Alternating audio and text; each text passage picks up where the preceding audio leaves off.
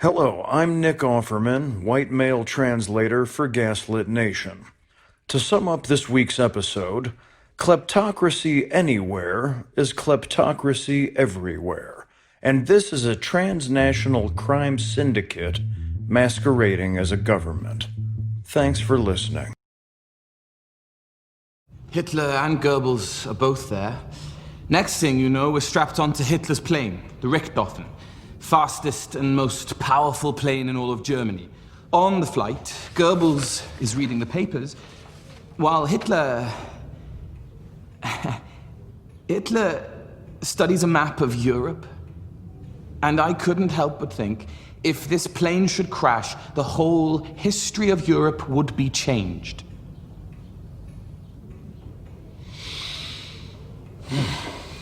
Well, thank you, young man, for that passionate presentation.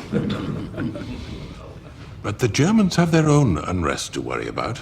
The Reichstag fire was not unrest, it was a tactic. The Nazis now have an excuse to end all opposition. But how can you be so certain? Goebbels told me.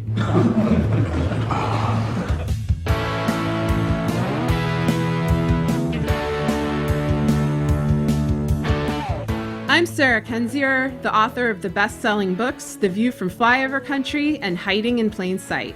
I'm Andrea Chalupa, a journalist and filmmaker, and the writer and producer of the journalistic thriller Mr. Jones, which you heard a clip of at the start of the show. And this is Gaslit Nation, a podcast covering corruption in the Trump administration and rising autocracy around the world. And so this is one of those weeks that's like several decades of news in 1 week. I know we say that every week, but this is really exceptionally true in this case after the brutal murder of George Floyd and the protests that have emerged in the aftermath. Andrea, I know you had things you wanted to launch into on this, so let's just kick it off. Well, welcome to another episode that's going to sound a lot like Gaslit Nation's greatest hits, because Sarah and I have been talking about all these things, the rise of authoritarianism in America and worldwide. That's the whole theme of the show for many years. In fact, our podcast is essentially our regular phone calls with each other to help support each other through this extremely difficult time. That's what the podcast is. It's essentially Sarah and I just chatting away, helping each other connect what we're seeing, make sense of it all, add a historical context, just minus a lot of the swear words we usually use and minus a lot of the petty gossip we sometimes enjoy. But it is our phone calls. It is to help sustain each other through this. And we've decided in 2018 to share this conversation with anybody else who might need help in this department and in staying connected, staying engaged, making sense of it all. For us, it is disheartening that all these years pointing out the obvious, all of this is extremely obvious to anybody with any familiarity with the basic, tried and true, and reliable playbook of how authoritarianism works, past and present. It's not creative. It's not creative. It's not innovative. We've seen this all before in the early 1930s.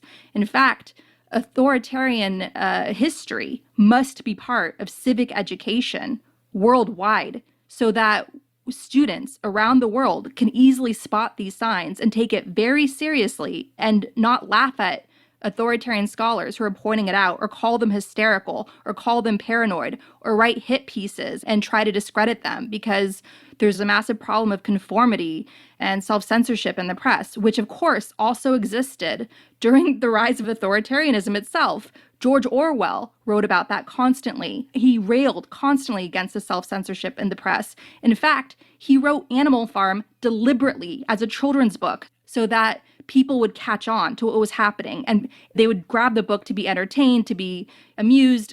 George Orwell did that deliberately to break through the gaslighting in the media, the gaslighting in the press, the massive self-censorship and conformity and the careerism and all the fashionable people who are being celebrated in the worlds of publishing and media. And we're going through that all again. And we're frustrated. We are very frustrated. And I know anybody listening to this is very frustrated. And anybody listening to this is very scared right now and has every single right to be. Because Sarah and I did not open up these conversations to anybody that needs to hear them as for your own authoritarian fetish, should you have one. If you just enjoy listening in on two women chatting away. This was a deliberate strategy to help people stay engaged, to help alert people, to help bring together people who see the truth and see it clearly and need a place to go. And it is maddening to us that anybody should be surprised that we're at this point. If you've been along for the ride since the beginning and you've heard us tell you very deliberately that Vladimir Putin's mass murdering, terrorist, xenophobic, terrorist regime was invading the US through its asset, through its puppet, Donald Trump. You heard us say that in 2016. You heard us say that, guess what? He's going to grab power, consolidate it. Our institutions will not hold up. They're going to be purged very quickly. Once he's in, it's going to be very difficult to get him out. We've been saying that since 2017. We were telling you that the goal is to make Ivanka Trump next. Now that's being widely reported. And then we've been telling you all of this, like that Robert Mueller was failing. He was not going to save us. All the things we've been telling you this entire time, people have in the media and on social media have laughed at us, called us despair trolls, have tried to silence us, ignore us. All of this has gone on. And no one should be surprised that we're at this point. And we're telling you once again to take what we're about to say on today's show very seriously, because we're not doing it for our own gratification. We're simply doing it because it's so painfully obvious to us. And it's infuriating that it's not obvious to more people. And so here's where we're going next. And you need to start preparing yourself. You need to start preparing your family. You need to have a serious conversation with yourself first. We are on a plane that is going down. So when the oxygen mask comes down, first you put it on yourself and then you put it on your child. I am the flight attendant of the apocalypse here. So what you first need to do is put your oxygen mask on yourself, and then you go attend to the people in your family, the people that you're sheltering in place with. You have to accept right now that everything is going to get worse long before it gets better, okay? Everything is going to get worse before it gets better. We are headed into extremely dark times. All that we're seeing, all of this fascist pageantry that Donald Trump and his family are doing right now, that is a deliberate strategy to steal this 2020 election and stay in power. They desperately need to stay in power. Putin and Russia's elite desperately need them to stay in power, because guess what? If Biden miraculously wins this election, then it's accountability time and people are going to be punished, and there's going to be more sanctions against Russia, and Russia's going to look like a fool to the world. Putin's czarist imperialistic empire has not just financial interests in this, but its own pride on the line too. And that is a very motivating factor just as much as it is for Donald Trump and his criminal family. So we're in for dark days ahead. It's going to be a very shaky time. Stop putting a timeline on it. Stop expecting one day to wake up to good news. You're not going to see any good news for a very long time. We're in for moments of horror. And you just need to embrace that now as a fact to help prepare yourself so you are not demoralized. Because guess what? One of the weapons they're trying to use against us is demoralization. They're trying to break us down. They're trying to take away our hope. They're trying to make us do stupid stuff under pressure. They're trying to terrorize us. We have this show. Sarah and I have our conversations. We write. We have our writing projects. We get it all out. It is a matter to keep hope alive. That is why we keep telling you that art matters. That's why we keep telling you to make art. That's why we keep telling you to go to our action guide on gaslitnationpod.com and stay engaged, because the war is first and foremost in your mind. They're going to continue to try to terrorize. Do not let them terrorize you. Do not let them cower you into silence. You must stay engaged. You must prepare yourself for the worst now.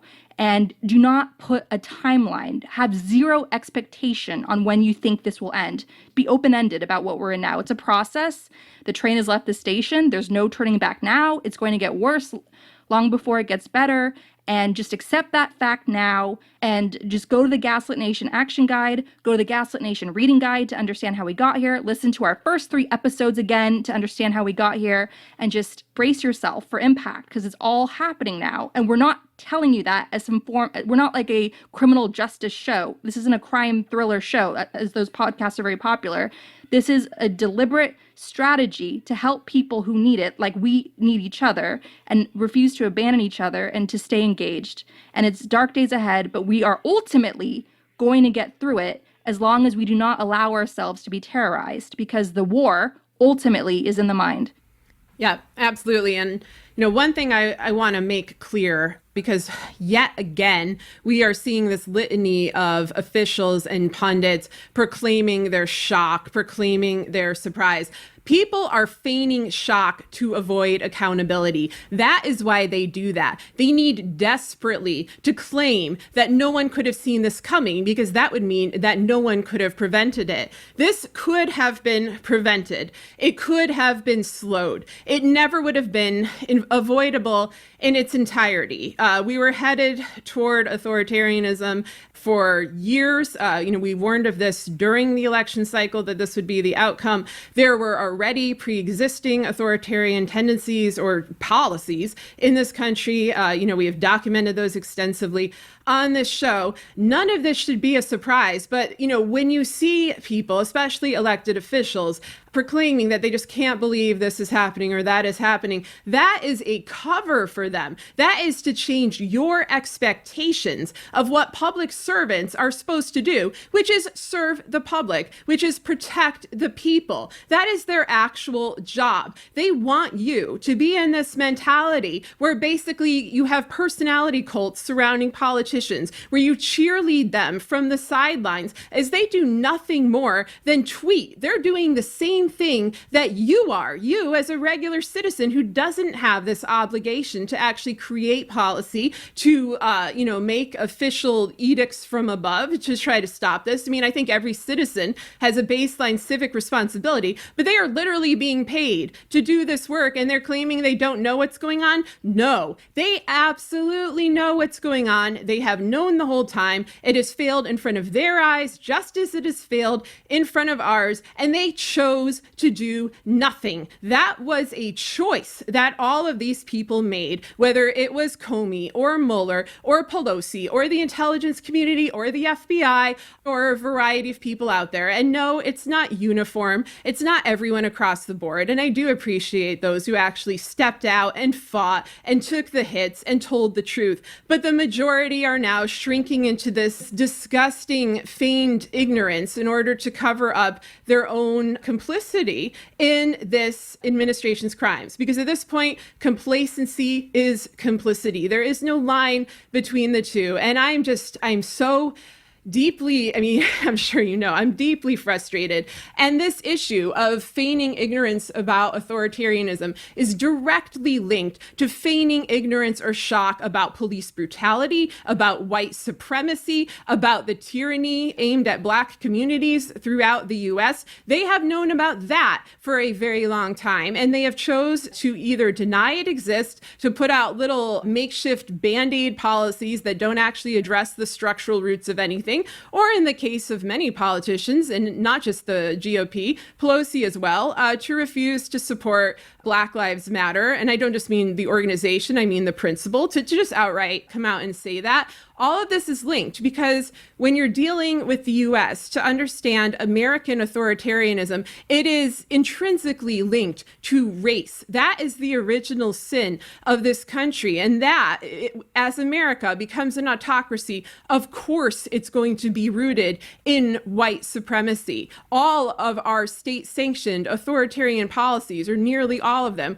were rooted in that, whether slavery, the genocide of Native Americans, internment camps of Japanese, Jim Crow laws, the prison industrial complex. What we're seeing now is that on hyperspeed. We are seeing accelerationalism, and we are seeing basically an attempt at selective genocide, whether in the treatment of the coronavirus, where you see, I believe at this point, it's 1 out of every 2,000 Black Americans has died in this pandemic, and in the brutality on the streets. And I think where the two may combine, which is people in close proximity being fired on with tear gas, not being protected from the virus, or from the police. So yes, we are in a lot of trouble. It was all predictable and therefore to some extent preventable. And do not let anyone off the hook when they say they had no idea that this could happen here, because not only is it happening here, it has happened here, and therefore it will happen here. And Andrea will now explain to you what is to come and what kind of precursors there have been in history for actions like what the Trump administration is doing now. Thank you, Sarah. So here we have Reichstag fire time. We've had threats of this, of course. Trump flirting with the dictator of North Korea, threatening nuclear war, which he would love for the ratings and all that. But this is serious Reichstag fire time. We saw Trump, Jared Kushner, his daughter, Jared's wife, and Trump's wife. No, just kidding. We saw Ivanka Trump in her stiletto heels and her big giant handbag, and William Wrecking Ball Barr, Trump's attack dog against American institutions and law enforcement. They walked out of the White House yesterday because Trump's ego was so wounded from reports getting out that he was hiding in a bunker. And to do this, they had riot cops fire on peaceful protesters, tear gas, and push them back. And we saw a video of this.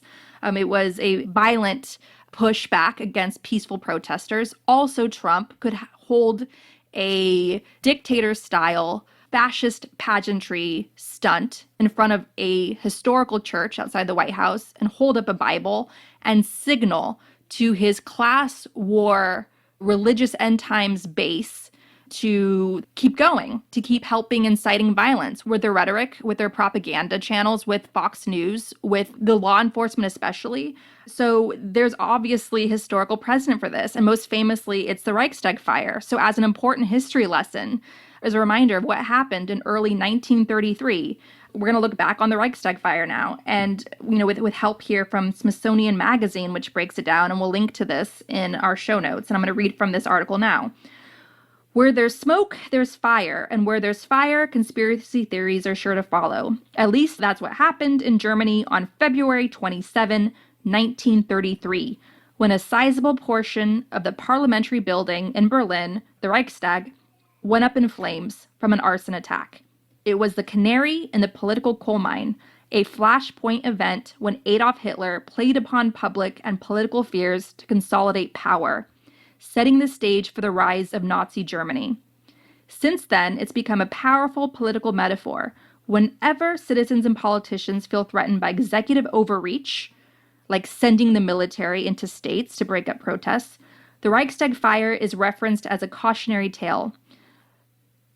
The economic unrest of the early 1930s meant that no single political party in Germany had a majority in the Reichstag, so fragile coalitions held the nation together. Meanwhile, the Nazis seized even more power, infiltrating the police and empowering ordinary party members as law enforcement officers. On February 22nd, Hitler used his powers as chancellor to enroll 50,000 Nazi SA men, also known as stormtroopers, as auxiliary police. 2 days later, Hermann Göring, Minister of the Interior and one of Hitler's closest compatriots, ordered a raid on communist headquarters. Following the raid, the Nazis announced, falsely, that they'd found evidence of seditious material. They claimed the communists were planning to attack public buildings. Now I'm going to stop here after reading from this article, which we'll link to in our show notes. I'm going to stop here and point out the Nazis set up the crime before committing the crime. The article goes on to point out that the group of Nazis who investigated the fire and later discussed its causes with historians covered up Nazi involvement to evade war crimes prosecution. We saw what we saw on Monday, and with chaos agents from the far right taking advantage of this violence, furthering this violence. There was a video of a police officer in New York holding up a white power symbol. You have Lieutenant Bob Kroll, the president of the Police Officers Federation of Minneapolis, where George Floyd was killed, who spoke at a Trump rally in October 2019. It's very clear what's going on here. Trump thrives off chaos. He needs chaos. He wants his supporters out in the street risking lives in violence. He wants this violence to escalate. You have Black and brown organizers in the streets trying to stop the violence, many of them leading peaceful demonstrations. Of course, you have opportunists on both sides. That's without question. You're always going to have idiots on both sides of the spectrum. But largely, these demonstrations have been peaceful. And peace is very much part of America's long history of organizing. You had, for instance, in the authoritarianism of the Jim Crow South, that civil rights movement confronting American authoritarianism, that was led by Black churches. And then you had Jewish communities coming down because they understood authoritarianism very well, and they were huge in the solidarity in confronting that violence. So understand that peace is protection, peace is solidarity, peace is resistance. That's built into the culture of the progressive movement. That's a very long tradition that we stand on. And what Trump desperately needs is to rip each other apart. He needs a civil war. Putin needs a civil war. There is even documentation going around held up by Russian opposition leaders saying that part of Putin's chaos agents were pitching an idea of helping feed a race war in America to destabilize us, to rip us apart. They want America to break apart into separate states. They want the United States to be over. It's about divide and conquer. This has all been documented. We've been talking about this since the start of the show. So peace is protection, peace is solidarity, peace is resistance. That's what organizers are leading with on the ground. That's our foundation. So I'm going to stop here and let Sarah add to this. Yeah, I mean, if you want to continue with what happened as a result of the Reichstag fire, just to be clear, when the event happened on the 27th of February, 1933, the next day, the Reichstag fire decree was passed in which the Constitution was suspended. And so very abruptly, you had restrictions on free expression, freedom of the press, privacy, warrants, and then from there, you had, and I'm actually taking this from the Nuremberg Trials Twitter account, which has a bunch of primary source documents online. I highly recommend people go and look through this thread. The next section of the decree spoke of incarcerating anyone who incites disobedience or, quote, provokes or incites an act contrary to public welfare, which made it easier to round up offenders with no court involvement and throw them into camps. It then specified the death penalty for crimes such as treason, poisoning, arson, serious disturbance of the peace, or conspiring to kill a member of the government. And so this week, what we saw, of course, after these protests emerged was a scapegoat, was essentially a mythical entity, which they're calling Antifa. And Antifa, which is short for anti-fascist or anti-fascist, exists. It's a real thing. It is not a hierarchical, clearly defined, clearly bound organization. It consists of a lot of people who oppose fascism and express it in different ways. You may remember that the people who were punching Nazis in Charlottesville in 2017, many of them were members of Antifa, and I'm glad they were punching Nazis. I don't think anyone should be criticized for that. I think we should be grateful that they were doing that. There have also been a number of incidences captured on film in which we see white people dressed in clothing that's typical of Antifa, destroying stores, lighting fires, committing, crimes. And I want to be clear here that the property damage we're seeing does not remotely matter in terms of importance relative to the crimes that are being committed toward people like George Floyd, toward the countless victims of police brutality. And any video you see makes it very clear that it is the police who are the most violent, who are themselves breaking the law, who are gassing people, who are beating people, who are abusing people. And so that said, there are a number of white randos walking around majority Black neighborhoods, burning down buildings like Black barbershops, which are very unlikely to be the target of a progressive Black resistance. And I don't know who these people are. I think it's very difficult to tell. I'm someone who covered Ferguson firsthand for months because I live in St. Louis, not just when the cameras were there, not just on the isolated weeks in which there was actual arson and violence. The vast majority of those protests were peaceful, but there were definitely interlopers. Like, there were people who came in, and the community here in the St. Louis metro area was like, get the fuck out, because if you are committing these crimes, we are going to be the ones who go to jail. Like, you're white, you're going to get a pass. Nothing is going to happen to you. And sometimes things would happen occasionally to white people who participated in these protests. But the structure itself is what you're protesting. The structure of this excuse to abuse and incarcerate Black people who have often done absolutely nothing and blame them for crimes committed by white people. And there's, a lot of different things going on. There is, as Martin Luther King famously said, riots is an expression of the unheard, where you're seeing genuine rage, from all sorts of people because these atrocities were never remedied. But then you're seeing opportunists who are taking advantage of this. And I do wonder if some of these people dressed up Antifa style are white supremacists. I wonder if some of them are undercover police or just simply police. I wonder if some of them are Trump sympathizers. It's difficult to tell.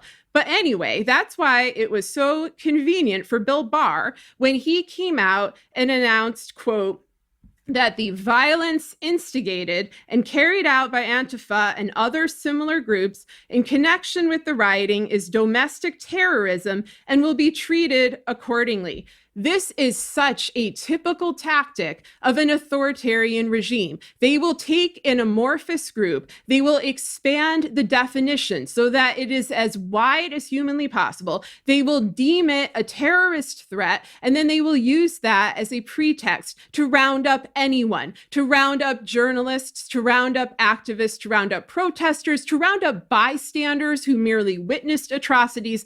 I covered a very similar or prominent example of this in Uzbekistan. In 2005, there was this event known as the Andijan Massacre, in which about 10,000 people came out to protest in the city of Andijan in eastern Uzbekistan. They were protesting all sorts of stuff: human rights abuses, economic abuses, poverty, and the incarceration of a bunch of Muslim businessmen who the government found threatening. I've written multiple papers about this event, so I'm going to make a long story short. You could look it up if you want more. But basically what happened is they hoped the government would come out and actually address the protesters. Instead, the military came out, fired on the protesters and just on bystanders, pregnant women, children, killed about 800 people, and then tried to cover it up. And they tried to cover it up by blaming an amorphous Islamic group called Acromia, which didn't really exist. Like, nobody on the ground would recognize it, would define themselves as a member of Acromia. It was something that they had created, and they had put the groundwork in play years before. There were state officials working both within the government and in universities that were saying that Acromia was a terrorist organization, and that anyone who was linked to Acromia or in Acromia could therefore be thrown in jail. And they did that. They locked up a lot of innocent people, and other innocent people fled the border and became exiles and began publishing documentation of these events online. I debunked the Acromia narrative, and as a result of that publication, became banned from Uzbekistan. So this is familiar territory for me, and this is real, and this is very frightening to see these kind of tactics used here, because I think that they are going to increasingly label anyone who opposes Trump as being in Antifa, and anyone who opposes fascism as being in Antifa, because it is anti-fascist. So if you've been online, like me and Andrea and other scholars of fascism and other opponents of fascism, which you should all be because it's fascism, then you are going to likely be targeted by this administration. I don't know in what form, but they are going to make this as expansive as possible. And it's just incredibly dangerous on so many levels. First, to have this scapegoat, but secondly, to just openly be declaring, like, yes, we oppose people who oppose fascism. We are fascists. Like, they are so blatant about this. They have been blatant the whole time. From the minute that Trump announced his platform, which had, the classic hallmarks of fascism, of scapegoating minorities, wanting to use excessive military force, claiming that he himself is the government, saying he wouldn't accept the election results. He did that back in 2016. He's going to do it again now. Those were all blatant signs. And again, I am so furious that people refused to admit this, because it wasn't a theory. It was all right there. And the motivations behind refusing to just describe what was right before your eyes, even without analysis, just describing it as it actually occurs. The refusal of people to do this is so disgraceful. It is such an incredible blight, because real people suffer. And we are seeing the result of that suffering right now. We are seeing that suffering in the streets. We are seeing the abuse of Black protesters. We are seeing journalists getting attacked in ways that they normally weren't before. One of my friends, Linda Tirado, is an excellent writer whose book you should buy. She now is blind in one eye because she was shot by police with rubber bullets. And Linda covered Ferguson as well. One thing that's markedly different now than it was during Ferguson is that when we were all out there then, that was kind of one of the first big protests where people had cell phone cameras and they were using Vine and they were doing live streaming and all of these other things to bring what was actually happening on the ground to the masses in a way that went beyond what was being portrayed on cable news. And the police hated this. They absolutely hated being filmed. They didn't want their brutality to be captured. Some of them, of course, were flaunting their military strength, their equipment, their tear gas. They wanted to be intimidating, that was for sure. But they didn't want to be caught and risk legal repercussions. They didn't want a DOJ investigation. And I think to some extent, they didn't want the widespread disapproval of the public. That is gone now because it is not Eric Holder and Barack Obama. It is Bill Barr and Trump and 4 years of streamlined white supremacist militant movements, of all of them being played down, the threat of them being played down, the infiltration of white supremacists into police departments being played down. We are seeing that result. We are seeing an emboldened police force that doesn't mind being recorded, plowing a car into a crowd of people, beating people over the head, grabbing protesters who are merely making impassioned speeches about peace or about justice and brutalizing them. They have the exact same mindset as the Trump administration does, which is they don't mind being caught, they mind being punished. So my question is, who is actually going to punish them? No one, if they continue to get away with this and consolidate power and the chaos becomes so great and the October surprise they're certainly planning is so great that even though Congress legally is the one that has a right to change the election date if needed, there could be so much chaos that the election is suspended automatically because of the chaos. So yeah, just get ready for this. Get ready for this. So one point that we keep making on the show is that in authoritarian regimes, the police, the secret police, are recruiting tools for sadists. All the sadists find each other. Who do you think was carrying out Stalin's purges? The chief of the secret police at the time was an infamous sadist who liked to torture people personally. You've seen young Russians risking their lives in freedom, putting their bodies on the line, protesting against Putin's corruption. And you see them being sadistically beaten and manhandled by these riot police. That's all a recruitment tool. All of this violence that we're seeing is the legalization of the KKK. It's, what we've seen with the child trafficking, the reports of sexual abuse of children and people being held in detention centers on the border, the human rights crisis on the border, all the growing camp system on the border. That's all a recruitment tool for sadists. This is all playing out before our eyes, and Trump's base supports it and loves it. One thing I want to point out is what happened less than 1 month after the Reichstag fire, that event that essentially gave cover to the Nazis to consolidate all power. What happened 1 month after the Reichstag fire? The first concentration camp was opened at Dachau, less than a month after the Reichstag fire. And that opened with the arrival of something like only 200 people. And the Nazis would go on to kill over 6 million people. So less than 1 month after the Reichstag fire, the first concentration camp opened. And right now we have a growing camp system on the border. And right now we have a very loose term of what the enemy of the state is, including journalists, including activists. And as Sarah said, that term is broadly thrown around in order to consolidate power and justify throwing political opposition and journalists into prison. You have Mark Morgan, the acting commissioner for the U.S. Customs and Border Protection, CBP. He tweeted just yesterday, CBP personnel have deployed to the National Capital Region to assist law enforcement partners. These protests have devolved into chaos and acts of domestic terrorism by groups of radicals and agitators. CBP is answering the call and will work to keep D.C. safe. I don't feel safe. we have a right to assembly. We have a right to protest. We have a right to free speech in this country. So understand that first they came for the asylum seekers. Who do you think is going to be next if they get away with stealing another election? Yeah, exactly. And, I have to say, the issue of the camps is one of the things that's haunted me from this administration. I feel like a giant turning point was the creation of camps and of migrant family separation in mid-2018. In the sheer horror of that, in the refusal of officials, with the exception of some like Ocasio-Cortez, to call them what they were, which is concentration camps.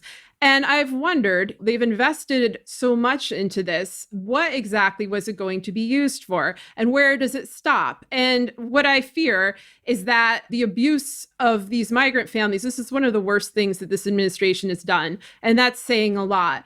I think it was a test run also for a broader project. And I worry about the combination of targeting these protesters and activists, denying them the freedom of assembly with a pandemic, with a public health crisis, and with a disease that we still don't fully understand. And, epidemiologists have grown strangely quiet in the last week as these protests go on. They're not really out there giving tips about safety. And, you do see people practicing some of the precautions that are recommended, wearing masks and so forth. But I worry what will happen when these activists are just thrown into regular jails, which is a major spreading point of the disease. And I wonder if they're going to, as I predicted in earlier episodes, weaponize the coronavirus to basically create a leper type class, to basically say, we need to separate these people. We need to take them away.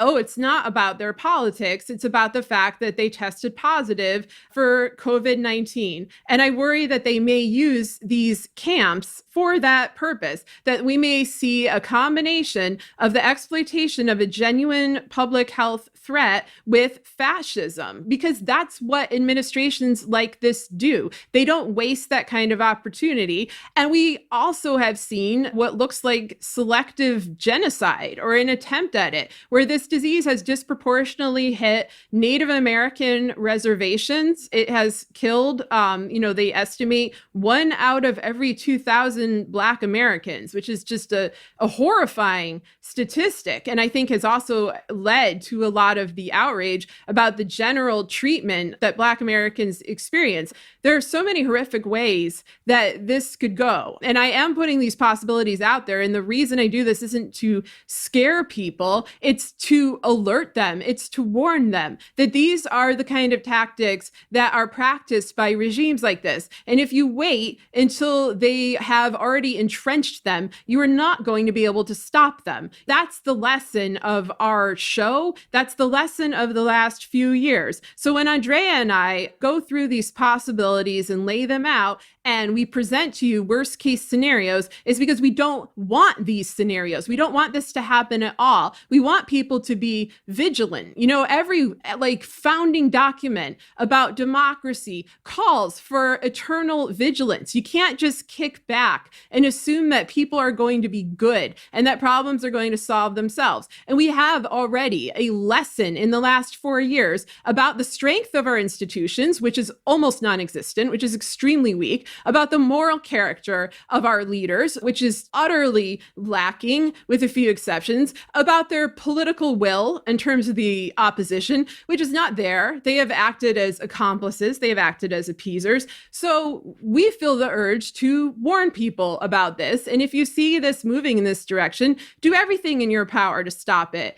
Support the groups who've been fighting for migrant rights, support the groups who are fighting for Black rights, support the groups who are fighting against the prison industrial complex, and assume the worst. If you assume the worst, you will be prepared. If it doesn't happen, you get to be pleasantly surprised. I would love to be pleasantly surprised. That would be a novel feeling these days. Yeah. So we're going to talk about Putin and Trump.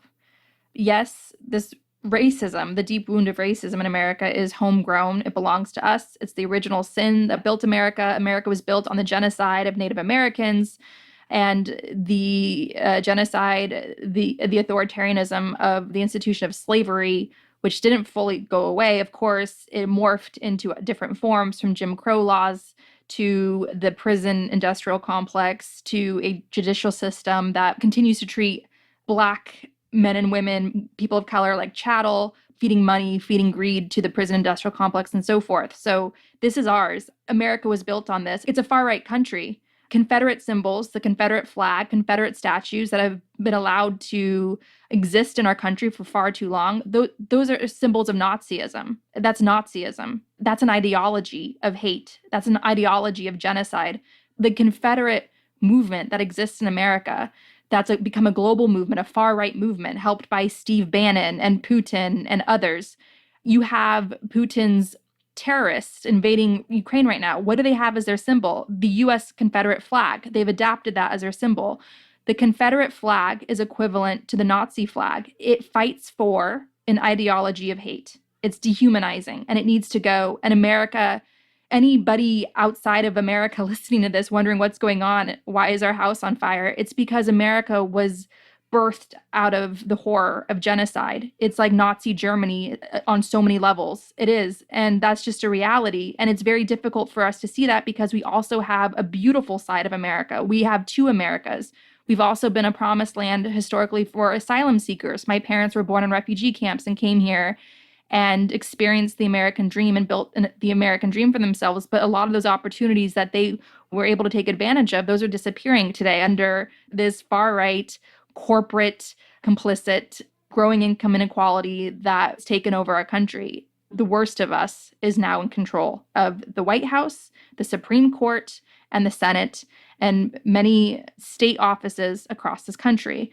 And so it's not enough for us to tell everyone how so not racist we are. It's not enough anymore for us to do that. We have to now be anti-racist. We cannot politely condone Confederate symbols anymore, considering that they're the equivalent of Nazi symbols. And we need to stomp out Nazism. We need to stomp out the fascists here on our soil. This needs to end now.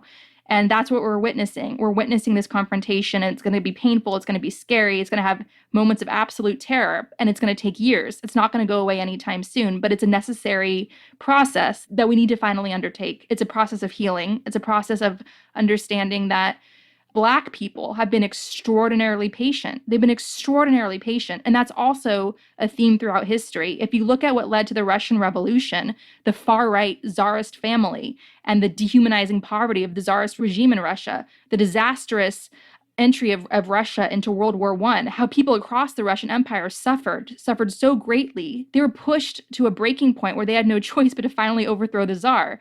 Again, you saw, in the French Revolution, all of those beautiful ideas of the Enlightenment, Rousseau and others, that was a white male revolution. It was equality for white men.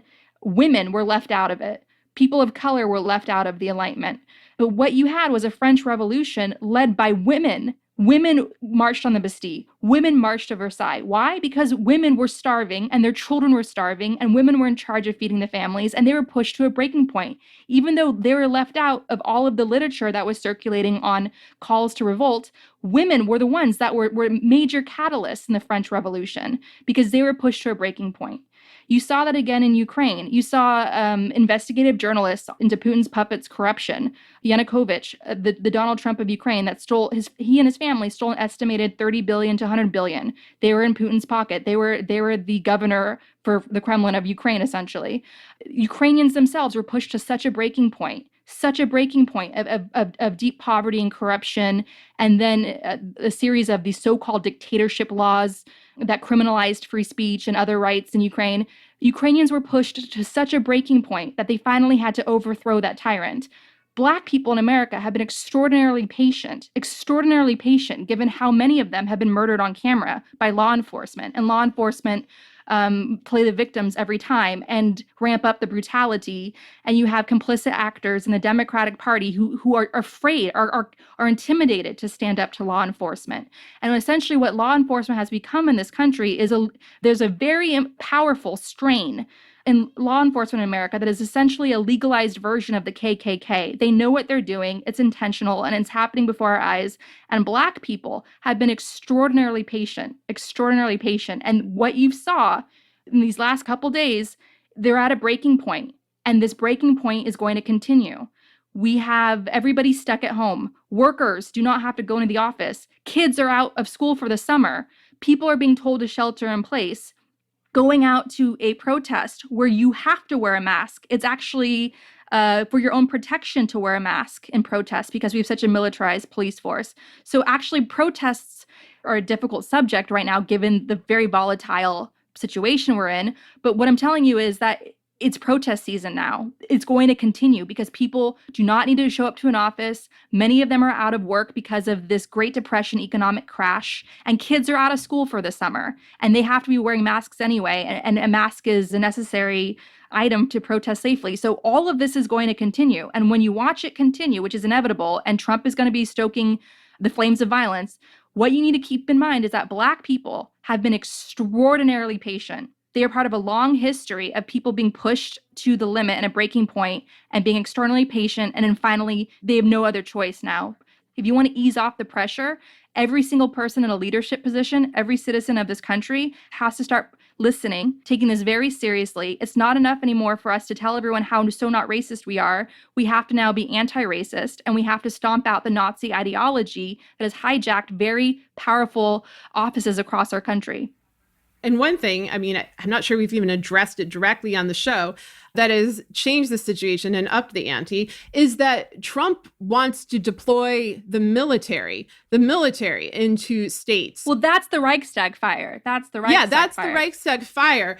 But what we have here is, an entity separate from the police. But I think in the view of Trump, I mean, what they're trying to create, it reminds me of like the militia of Uzbekistan. And I know this word gets used differently in different post-Soviet countries, where you have this entity, this brutal force of surveillance and abuse that's not quite the military, not quite the police, as we see them in a Western way. And that is just such a point of fear for people in these countries. Like, it's something, every dissident I interviewed from Uzbekistan would tremble at the word militia. And I feel like that is what they are attempting to create in the United States. And the fact that there were so many people who went on and on about how in the end, the military will save us and the generals will save us, and Mattis and Kelly and McMaster will obviously speak out, when the time is right.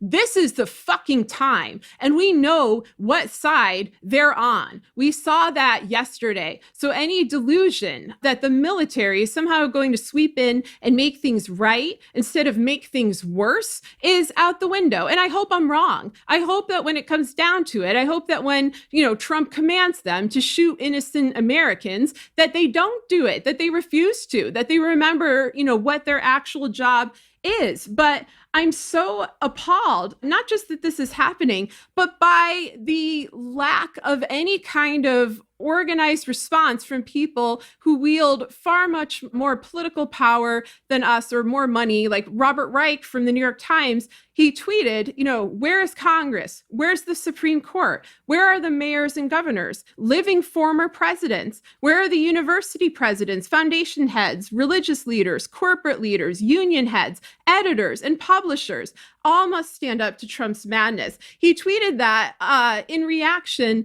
to the kind of disgusting way that Trump's action, which is just a classic fascist move. I mean, as you've brought up the Reichstag fire, like that was completely appropriate.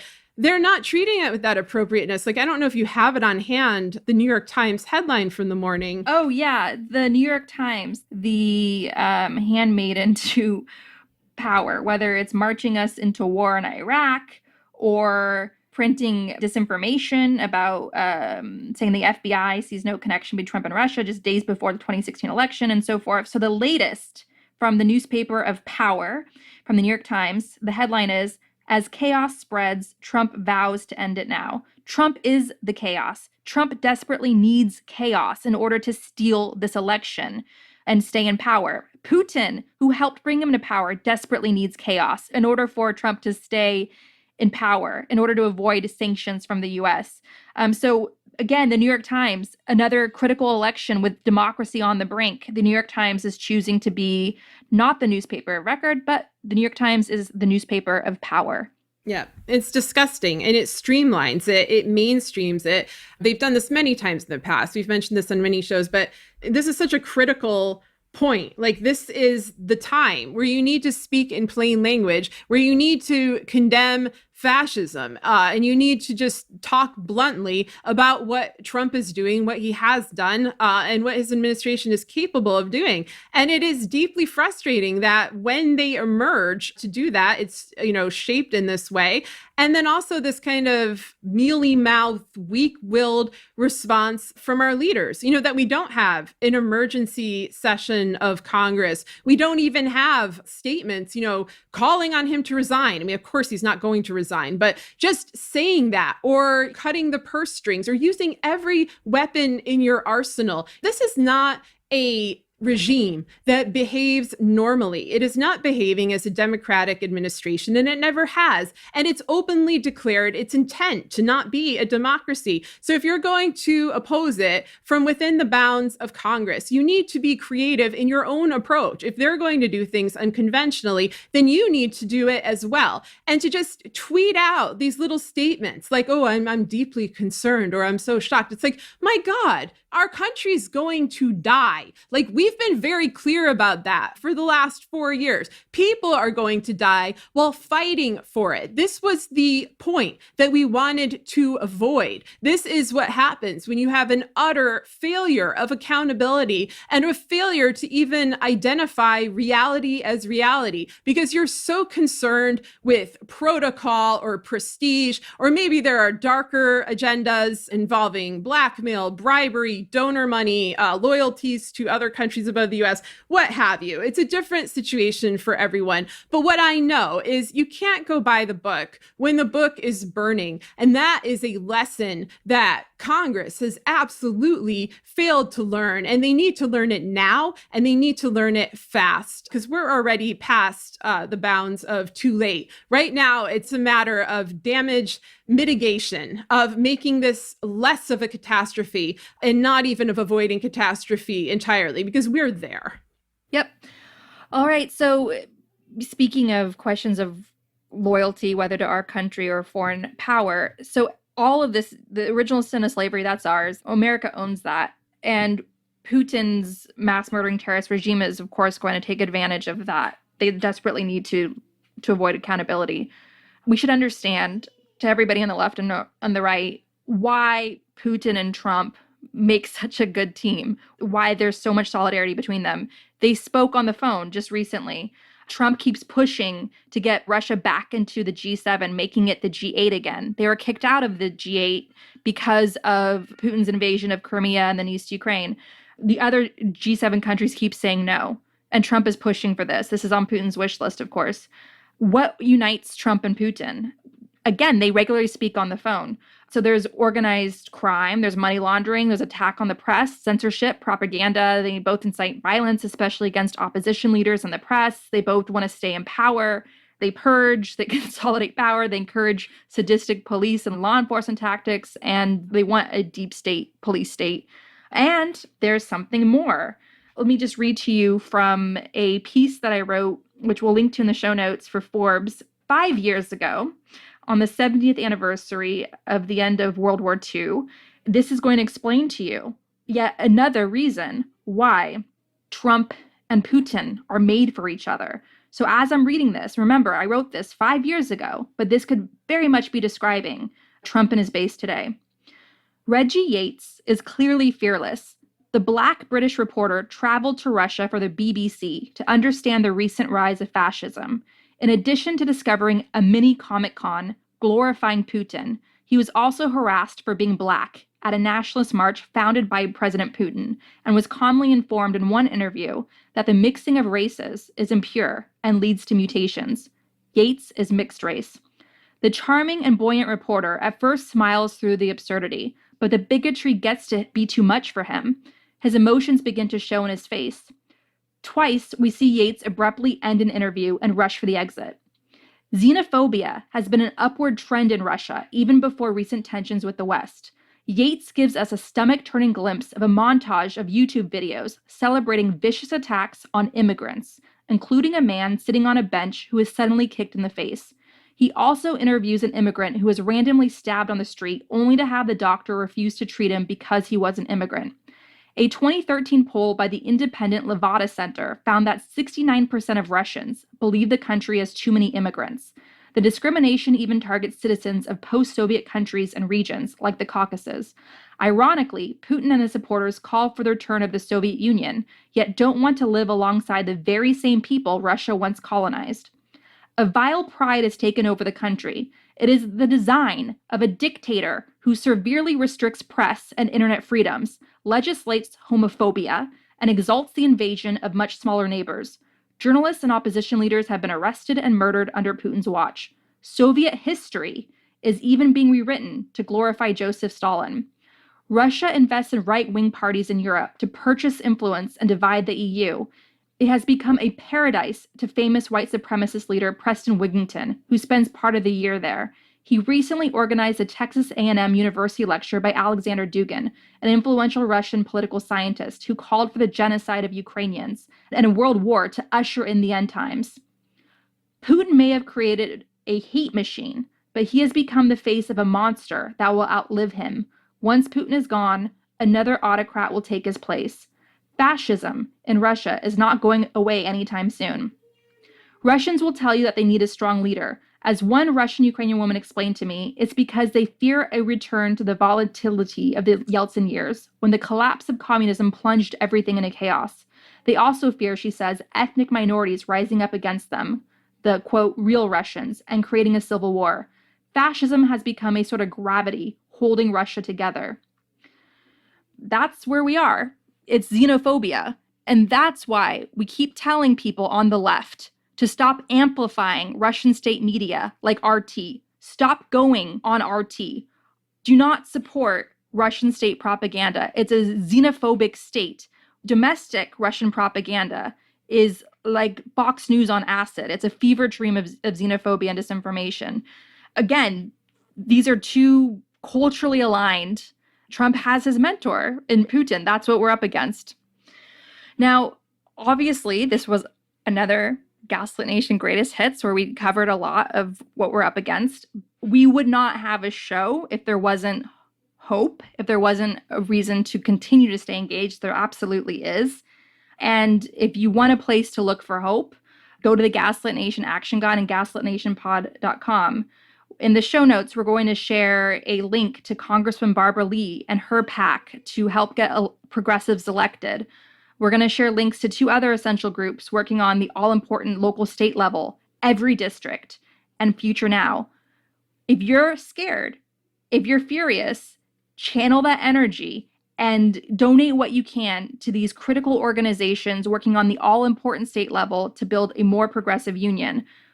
We are in the fight of our lives. Stop thinking in terms of election cycles and think in terms of decades. We need to fight now, plant the seeds now, and 10 years from now, we can be in a much safer place.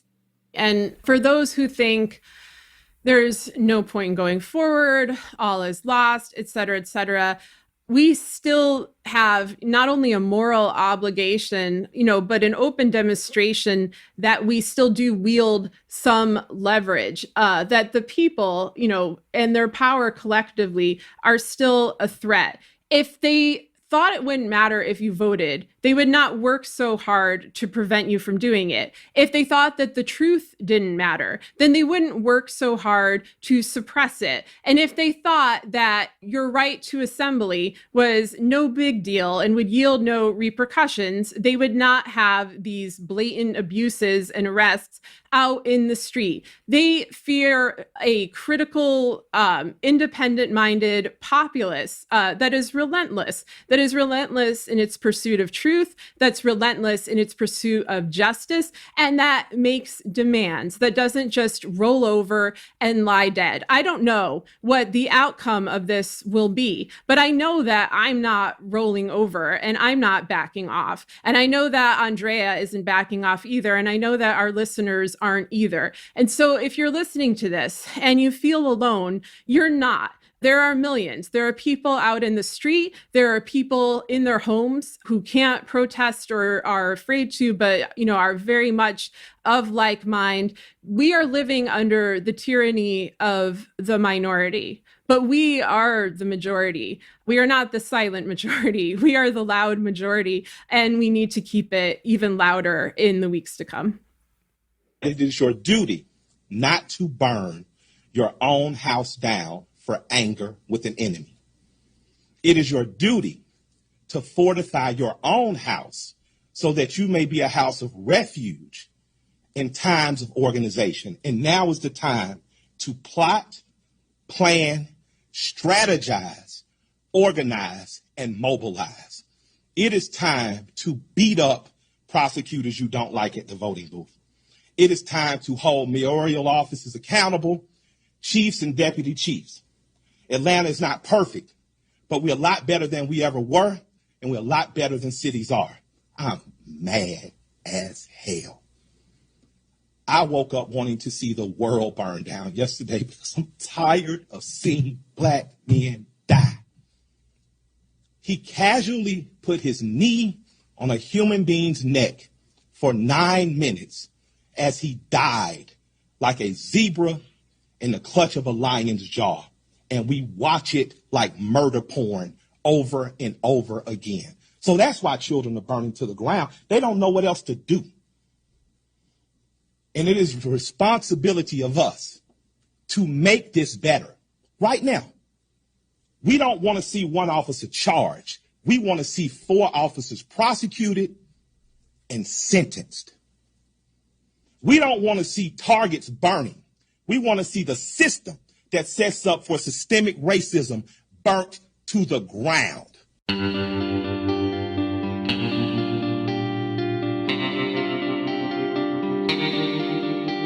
Our discussion continues, and you can get access to that by signing up on our Patreon at the Truth Teller level or higher. We want to encourage you to donate to your local food bank, which is experiencing a spike in demand.